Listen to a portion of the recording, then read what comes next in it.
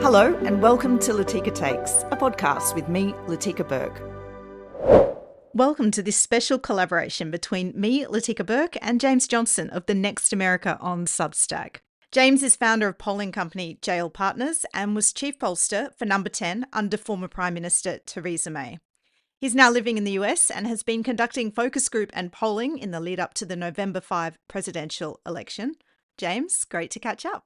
Great to see you, Latika. So let's start at the beginning before we get to your work on all that polling and the focus groups. You were up and running in the US when it was Donald Trump versus Joe Biden.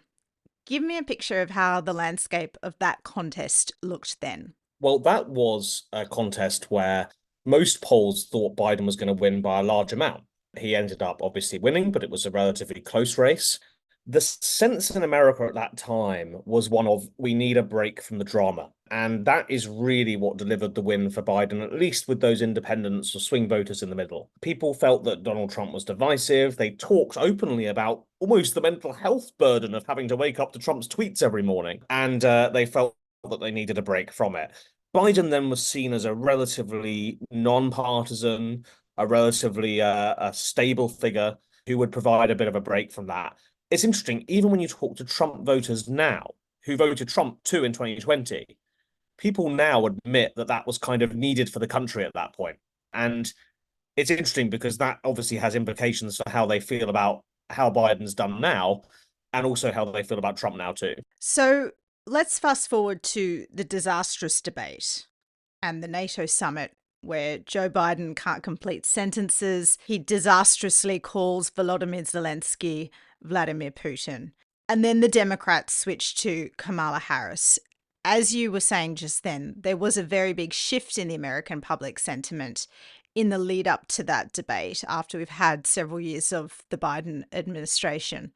But what was the catalyst for that switch to Kamala Harris, aside from just the aging issues we saw? Because there was a bit of a lead up to that, wasn't there? There was. And I think, one thing that you've written about with a lot of insight is that withdrawal from Afghanistan that obviously happened back in 2021, the first year of Biden's term. That was the moment which really led to a switch in Joe Biden's approval ratings. People say that foreign policy doesn't matter to voters, but actually it does matter as a proxy for working out how voters feel about politicians.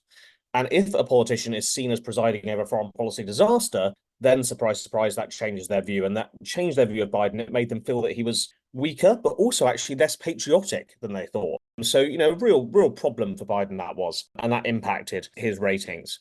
I think also Joe Biden took a more partisan approach than I think a lot of voters who backed him expected. That might just be inevitable in the polarized system of the United States, but they felt that he became more strident on some of these cultural issues, whether it's something as simple as COVID masking in schools, all the way through to things like his edict on transgender rights in public schools, as well as attacking Donald Trump on issues around January 6th, and indeed being seen to be associated, even if he wasn't on paper, with the criminal charges that have come towards Donald Trump. So I think that also took a bit of impact off.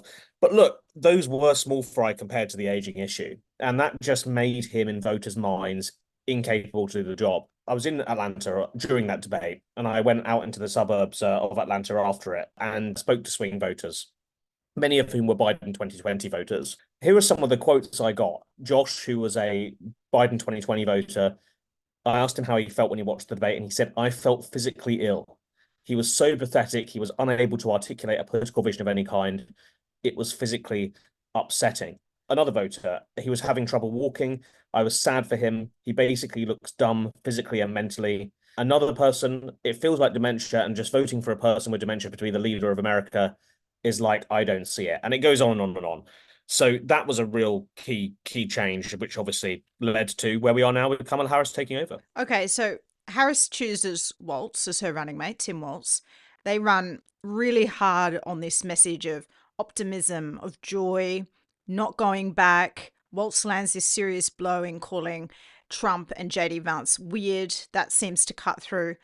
What parts of that strategy worked then and what's not working now? Yeah, so I think definitely it was a great entry into the race for Kamala Harris. She managed to put all eternal dissension to one side, which I think it would have been hard to picture just a few months ago. Voters do quite like her. And that still applies now. Her favorability ratings are quite good. I've been doing lots of interviews in the swing states over the last few weeks. I was in Pennsylvania last week, Arizona, Nevada the week before, Georgia before then, off to spend the last couple of weeks in Pittsburgh, Pennsylvania. And even amongst people who are voting for Trump, they don't heavily dislike Kamala Harris in the way that they did Hillary Clinton, for example, in 2016. They say she's nice. They say she's like my aunt. They say that she's friendly. They might not think she's particularly strong, which I'll come on to, but there is that personality sort of gelling, which is important. Another key thing that she's been able to do with voters is she's been able to shore up 18 to 29-year-old voters who were angry with the Biden administration over the Biden administrations of Gaza. It's another example, Latika, of foreign policy, again, not being important on paper, but actually is important to that particular group of voters. They don't feel that Harris has particularly changed position on Gaza, but they do feel that she is better than Trump, and she's connected with them in a way that Biden was not able to as a sort of next generation politician. So, lots of those things have worked in Harris's favor and have put her in a very competitive position, which leads this race to being so tight. However, there are some serious concerns that voters have. One is strength. And this is the number one hesitation in the focus groups. When I ask voters, what's your biggest hesitation about Kamala Harris? The answer is she strong enough? And part of that is a sense of they don't feel that she's done much as vice president. Part of it is a sense that they don't really know much about her positions. They feel that she's backtracked on things. Flip-flop is a word that comes up a lot. We tend to think in the sort of political analyst world of that being a problem in itself. But to voters, they think all politicians do that, but it does speak to a thing about her level of strength. They feel that she's not a conviction politician, perhaps in the way that others might be. And thirdly, and a less comfortable conversation, there is a gender element going on here. When I've asked people, and I did a focus group with African American men in Georgia a couple of weeks ago, and two people very openly said that it's women problems. Their quote, not mine. And I pushed on it. I said, what does that mean? What does that mean? And one chap put it pretty clearly by saying, this is a quote, I just feel like sometimes you need a dick to run America. There is this sense of very gender traditional view in parts of the States, which is that there's a sort of macho quality needed that is related to strength. And that is certainly holding Harris back on some of these metrics. So look, I think that's an issue. We might not like that, but that is the reality at the moment on the ground that is holding back some of her support. Two questions related to that. Is her being Black a contributing factor in any way? And did you ever hear any sentiments like that when you're polling in the UK, where, of course, we've now had 3 female prime ministers and you were polling under one of those, Theresa May? Yeah, it's a great question. I'll come to the second one first. No is the short answer. There are gender relevant things that came up when I was polling for Theresa May, for example. You would often get quite bizarre comments about what she was wearing that I don't think you'd have probably got about a British politician. But generally, I actually think Theresa May's gender worked in her favor, because towards the end of Theresa May's premiership, the most positive, the positive comments about Theresa focused on her being a woman, and as they saw, being sort of ganged up on by all these sort of backstabbing men in suits. That gave her a sense of resilience that she perhaps wouldn't have so easily been able to harness if she were a man. So I do think there is something about a more traditional gender role view in America that is informing a lot of this. I think that partly comes from particular ethnic groups. Hispanic men, African American men, we know from the research, are more likely to take that as an issue. White religious men also, though a lot of those are also more locked into Trump, so it's less of an issue for Harris. The race element is interesting. I haven't seen that have so much of an impact. I expect actually the fact that she's Black is a positive in terms of a lot of African American voters are excited about the idea of having the first Black female president. There are some upsides to this, and I almost feel uncomfortable sharing this one with you, Latika, because it's so sort of brutally honest and clearly doesn't reflect our views. But one voter said to me, mixed race man in Georgia, about 25, he sat me down and he said, look, if you think white men have a problem with Black women, wait till you hear what Black men think. And, that speaks to that sort of, more traditional view. And he used the example of Stacey Abrams, who ran for governor of Georgia in 2022. She was not able to get African-American turnout up in her contest against Brian Kemp. And he was using that to illustrate that he was doubting just how powerful that African-American turnout would be. So There are certainly elements of gender and race here that I'm not sure we would see in the UK or indeed Australia. Were they the most shocking comments you've heard in the focus groups you've done? Oh goodness me, I've got a whole I've got a whole list. I'm running out of them. Certainly those gender ones have been pretty striking. I think women problems was a sit up and listen moment. You know, it really does test your focus group poker face to the max when you're getting these comments. But look, you know, you've got to let them speak. You know, I'm not here to judge the voters. I'm here to hear them and work out what that means for the election. And how do they respond to you being English? Do you think this opens up any more insights? Do they maybe over explain some of these attitudes to you because you're a foreigner that they might not necessarily be so frank with if you're a fellow American? Yeah, so I'm going to be completely terrible and blow my own trumpet here because this is definitely one of our USPs out over here, which is that it is a lot. I found it's a lot better to do focus groups with an English accent, and my American colleagues at jail partners in the US have commented on the same as have some of our clients. There is a sort of honesty. I think if I had an American accent and I'm speaking to you right now from New York, I think they'd think I was some jumped up East Coast liberal and be careful about what they'd say to me. Whereas I sort of am able to come across as genuinely non-partisan. I mean, I am really. I don't have a vote here, so that helps, and I think it diffuses a lot of what otherwise would be quite loaded things. Doing that focus group in Georgia, in front of a group of black voters, for example, one of my research associates, Kyla, she said to me, she was at the focus group. She said, if you were doing this group in a Southern accent and as a white man as you are, there would be a serious problem in that room. So hopefully it takes some of those loaded points out of it. But I do get a lot of mockery for the accent too, and I'm still learning the idioms. I said mad as a box of frogs the other day on American TV, and I immediately realized nobody had a clue what that meant. Well, I have the same experience a little being an Aussie in London because I've just seen the mainstreaming of the word drongo in the Daily Mail. And Wow. I, for one, am here for Australian slang being in Daily Mail headlines, but I know exactly what you mean. Let's go back to the gender because isn't there a flip side to this? So Nancy Pelosi was here in London recently and she talked about Trump opening up what she described as the gender gulf. And this goes to abortion. It goes to a vote that they had on contraception, where only a handful of Republicans voted in favor of women being able to access or have a right to access contraception. Is gender a problem for Trump? And is there any way that it's mitigating the gender issues that are existing there for Kamala Harris?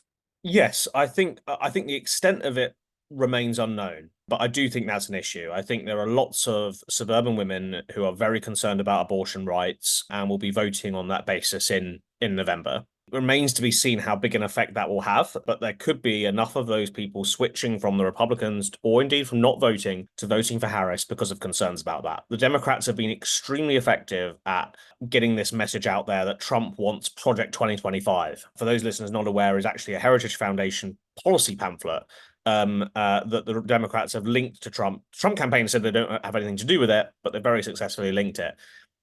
It is amazing how often that comes up in interviews. Clearly, their ads are cutting through on that. We asked him in a Pennsylvania poll, what's your biggest hesitation about voting for Donald Trump? And the biggest answers from undecided voters were plan and 2025. So that is certainly having an impact. It's possible too that it's going to have an impact in some of those ethnic groups, that there are some shy Harris voters out there. So a good example is with my interviews with Hispanic men in Arizona, somebody said to me, all the Hispanic men might have their yard signs for Trump outside, but in every single one of those houses, there's a woman who's voting Harris because of concerns about abortion. So I do think this is a big element. I do think it's important, particularly in states that have abortion on the ballot, such as Arizona and Nevada. They have propositions to protect abortion in their state constitutions. How much of an impact it will have remains to be seen. I think if you had to push me, I would be saying that I'd be more worried if I was Harris on the gender stuff, just because her base has more of those people. You know, she needs to get that black vote, Hispanic vote out, and obviously huge parts of that group are male. Yep. Pelosi also predicted Harris will win the popular vote. She said, for sure, I think was her quote. But obviously, in American elections, it comes down to the college. So do you agree with Pelosi that Harris is a sure foot in to get the popular vote? And then let's delve into the college, those 7 key states. And I think the ultimate key state is Pennsylvania. Correct me if I'm wrong. Yeah, absolutely. So I think that it is likely that Harris wins the popular vote. Certainly, she needs to have any chance of winning. In our jail partners probability model, there's only a 1% chance of Harris victory if she doesn't win the popular vote. So she certainly needs to. Most indications suggest that Republicans haven't actually won the popular vote since 2004. So you would expect that. Trump obviously won the election in 2016 without winning the popular vote. The electoral college is the key. And even if Harris wins by 2 or even 3 points, Trump can still win in that electoral college through those key 7 states. And, Michigan, Wisconsin, Pennsylvania, North Carolina, Georgia, Arizona, Nevada are the key ones to watch. Our model currently has this race as lean Trump. And what we mean by that is that we think Trump has a higher than 60% probability of winning. That is a bit more bullish than some of the other models. There's a few reasons for that. We don't give Kamala Harris an incumbency bonus in our numbers because, we don't feel that she's got the same weight as a sitting president would have. We also account more for third-party candidates on ballots than some of the other models like Nate Silver's or 538's. But we are now seeing other models also moving out in our direction, getting up more towards Trump in the mid-50s or so in terms of victory, a chance of victory. The surest states for Trump look like Arizona. Georgia looks pretty good for him. North Carolina too. The narrow ones look like Michigan and Wisconsin. Pennsylvania, though, is the key. In our model, that is the most important decider. We currently have Pennsylvania as a 60% chance of a Trump win there, but that still means a 40% chance of Harris. That's still a significant number. That is going to be the state where a lot of this hinges on. That's why you've seen the candidates there so much, including Trump serving up McDonald's from the state. Yeah, so let's go to the key issues. We've talked about some of the, I guess, personal character traits that are holding the candidates back or putting them forward. But what are the actual issues at stake? Because watching the Trump rallies and watching Kamala Harris's interviews, it looks like it's two things: the economy and immigration. I think that's right. I think abortion is in there as well. And I also think for the undecided voters, they might end up just voting based on what's in their mind on the day. And that could be quite determined by the news cycle. So it could be that foreign policy is quite important to them. I've certainly heard more undecided voters talk about foreign policy in the last few weeks, mainly because of developments in the Middle East. That would marginally benefit Trump. He is generally seen as better at handling foreign affairs than Harris. The words that come up mostly on Trump on foreign policy are there weren't any wars under him. However accurate that might be, I'll leave the experts. That is something that might come through. The border is certainly important. The economy, inflation. It is interesting just how many voters judge performance by the gas price.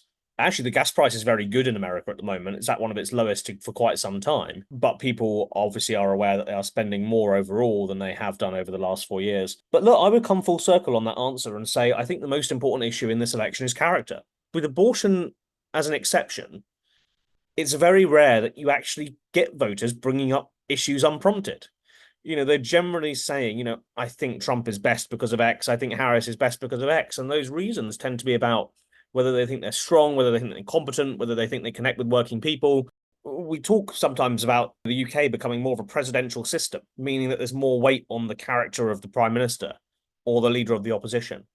We have to remember the US is already a presidential system, and that character really, really matters. So I ultimately think this election is going to be decided for those last few voters who are deciding either way, and indeed those voters who are deciding whether to turn out or not, is going to come down to basically, how do you remember the Trump administration? Do you remember it as the economy being better and life being better? Or do you remember it as a time of drama and division? And I think that people in the first camp, if the argument is in the first camp, then Trump will have a good chance of winning.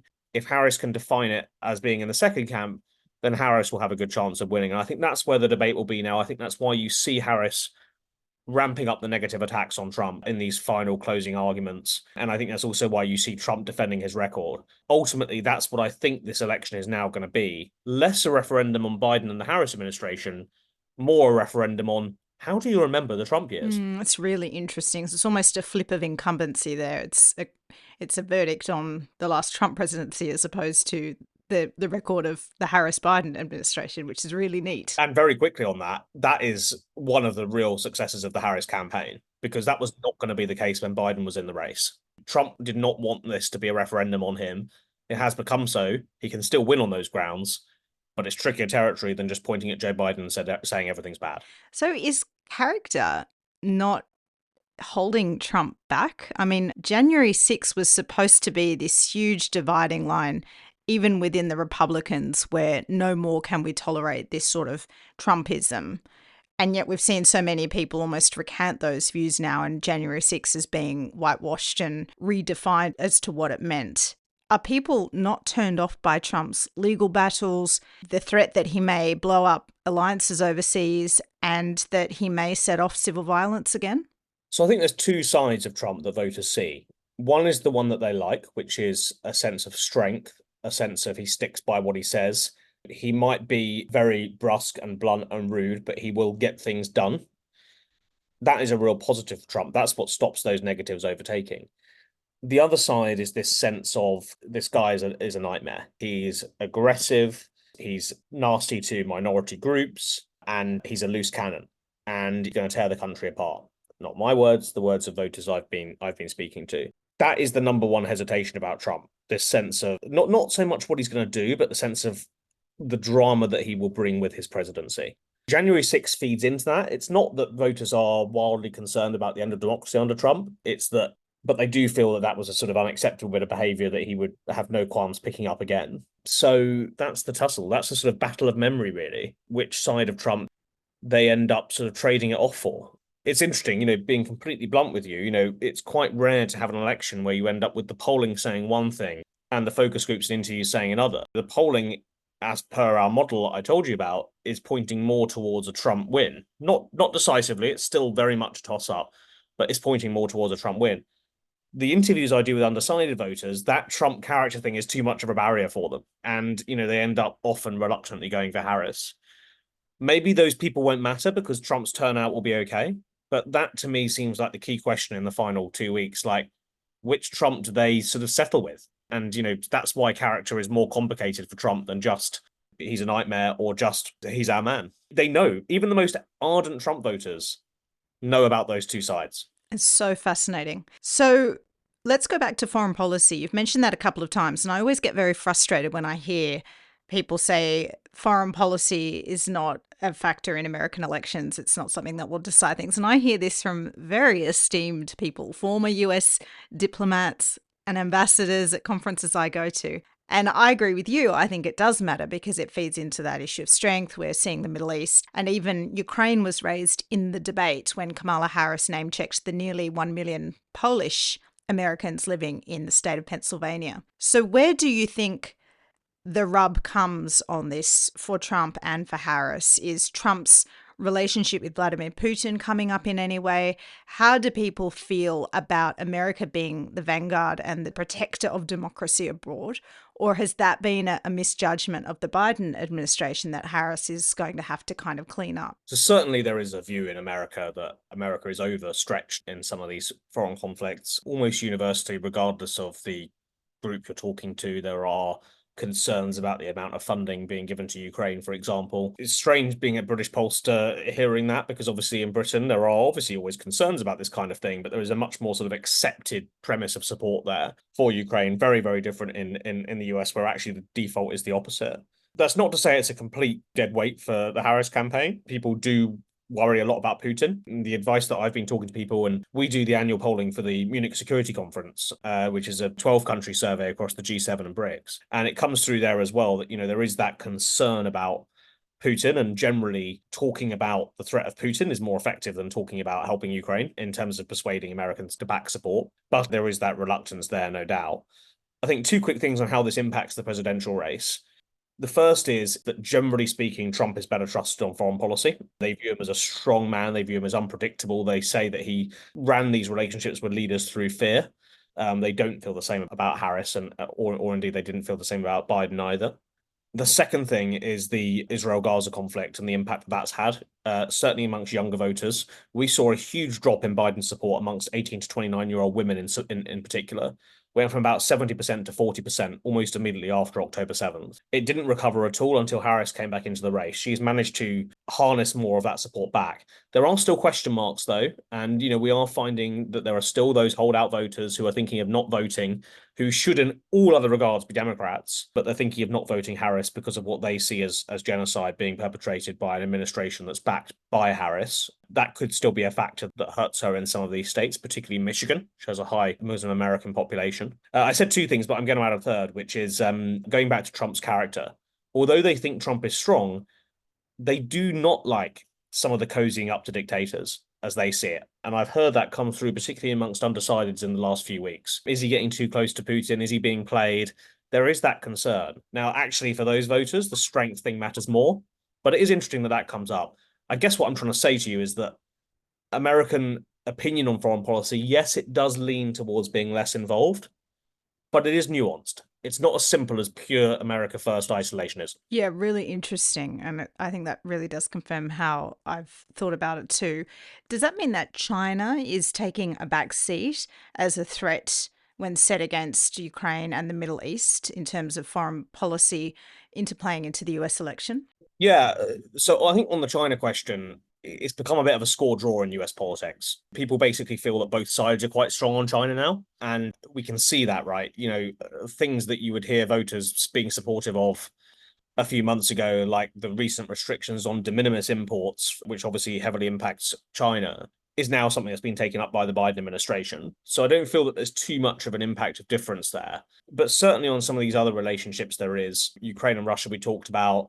North Korea, voters tend to think that Trump is better at handling that relationship. There is, quite frankly, when you do the interviews with people, there is a concern about global conflict. Remember, we're so in the weeds on this stuff that we can forget that for a lot of people, this is just seeing scary news on the TV and worrying about nuclear war. One suburban woman I have been speaking to throughout the election in Pennsylvania, she's been undecided. She's now leaning Trump. And the reason that she gave to me, I spoke to her most recently last week, the reason that she gave for me was that World War III is coming and we need Trump to be that strong person for America. In her words, abortion rights don't matter if we're all going to be blown up. So this is something that is not completely irrelevant in this campaign. Wow. Okay, so to end, if I had to put you on the spot, calling it today as you see it, who would you call it for? Trump, it sounds like. This is always the most evil question, isn't it? I won't hold Way you back to it. in We'll April, check in after the look, I'm election. gonna rely on I'm gonna go on our model, which says that this is a lean Trump race. But look, that still means that there's a 40% chance of Harris winning. I think anyone trying to call this is gonna look like an idiot, or indeed is bullshitting their client But do you or think their do or you their think it's interviewer. right, James, to assess from afar that it feels like Trump has pulled ahead recently, is gaining momentum, has sharpened his message, has stopped for, it's all relative, but has stopped going on about some of the very weird stuff like the Hannibal Lecter stuff and has really started to tie Harris to the Biden administration in a way that he wasn't immediately after her ascendancy. Yeah, I think that's right. And I think he's looking more relatable. The McDonald's trip example of that, it Mm, humanizes him. He's being less personal, he's being less throwing fewer insults. Actually, he is doing a lot of weird stuff still, talking about someone's penis size, I think, lots of other stuff. But actually, the weird stuff isn't the thing the voters have a problem with. yeah. The stuff that the voters have a problem with is the aggressive personal stuff. And that does seem to have tempered a little bit. There seems to be a bit more discipline there. My view throughout this campaign is that the less Trump says, the better for him, because then he wins that battle of memory, right? And the residual memory is that actually the Trump administration was quite good. Look, our model certainly does show that things have got better for Trump. It shows him at a higher than 60% chance. That is a very good position to be in, but it's not a dead cert. And I think the thing that we have to remember, and we need to remember with anyone making predictions in this election, is that these models are based off the polls. And the polls in America have been unreliable in the past. Now, generally, they have understated Republicans, particularly Trump. So, you would say that that suggests that actually the error is, if there is error, it might be in Trump's direction. And that obviously means that the calls are broadly looking in the right place. But we can't assume that. And the American public have a great habit of surprising the polls and showing that actually they've been rather wrong. So that would be my big caution point. So lean Trump, but a big caveat. And So like I say, the final thing I'd say is that if I had to write a piece now, and I'm now going to preempt what my final substat will be, maybe, uh, is that I would write, Trump is the favorite, ... right, question mark. And what I would be thinking in that right question mark is that the numbers are there, but when you do these interviews with voters, there are still serious hesitations about Trump, and it just makes me wonder whether America is ready to vote him in again. how interesting. So this is the hardest election you've tried to read. Would that be right? By a country mile, to the point where actually a lot of the pollsters aren't actually really trying. We're saying probability chances, but no one is able to give a clear indication because the margin of error in the polling just means the margins are too tight to do so. Absolutely fascinating. All right. James Johnson, author of The Next America on Substack and founder of polling company JL Partners. Great to collab with you and looking forward to checking in with you after the election, and we'll dissect exactly how much of what you said was right. Thanks, Latika. You've been listening to Latika Takes with me, Latika Burke. You can find my work at latikambirk.com and this podcast where you find all your podcasts. See you next time.